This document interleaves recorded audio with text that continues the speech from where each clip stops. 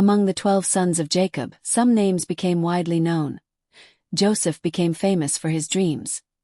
Judah became a symbol of leadership. Levi would give rise to the priests of Israel. But there is one son who almost always goes unnoticed. Issachar. He was not the strongest. He was not the most famous. And he rarely appeared at the center of the stories. Yet what few people realize is that without him, that family might have fallen apart long before fulfilling God's promise. Issachar possessed something that very few had. Wisdom. But not just any kind of wisdom, quiet wisdom.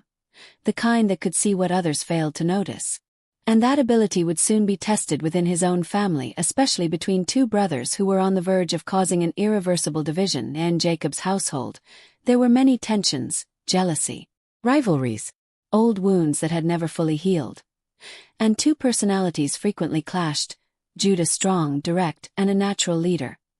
And Joseph, the favorite son of Jacob, known for his mysterious dreams. But there was a problem. Joseph spoke about those dreams with confidence, and many of his brothers interpreted that confidence as arrogance. One day, Judah lost his patience. He confronted Joseph in front of everyone. He accused him of believing he was superior, of acting as if he had been chosen above the rest. The discussion quickly intensified. The words became harsh, the tension filled the air. And for a moment, it seemed as though that argument was about to turn into something far worse. That was when someone decided to step in. Not the strongest, not the oldest, but the wisest. Issachar. Issachar did not raise his voice, he did not accuse anyone.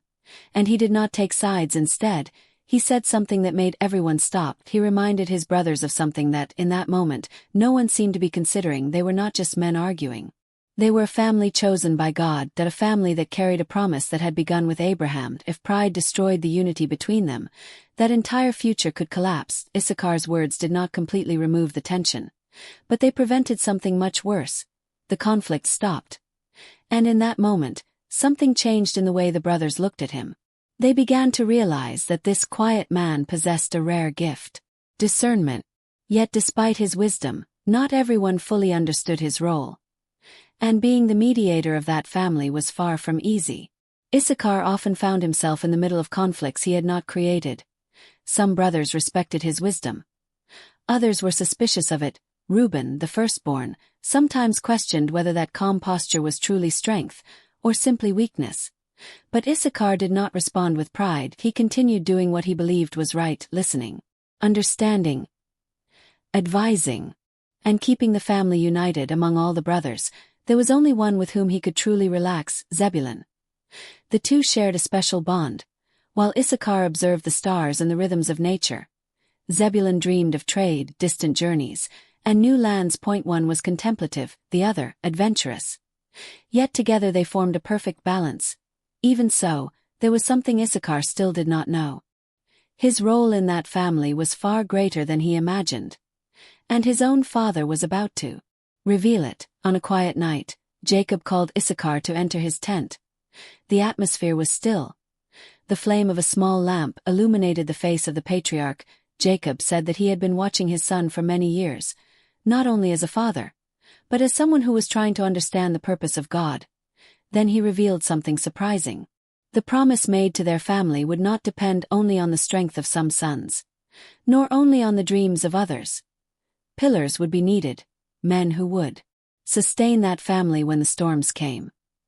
And then Jacob said something that would change everything. Issachar, you are one of those pillars. Issachar fell silent.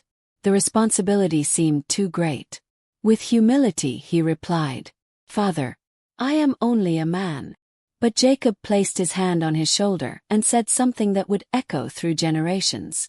God does not choose only the strong. He strengthens those he calls. In that moment, Issachar understood something profound. His gift of observation, his ability to listen, his quiet wisdom. None of it was accidental. It was preparation. Preparation to sustain a family destined to shape history.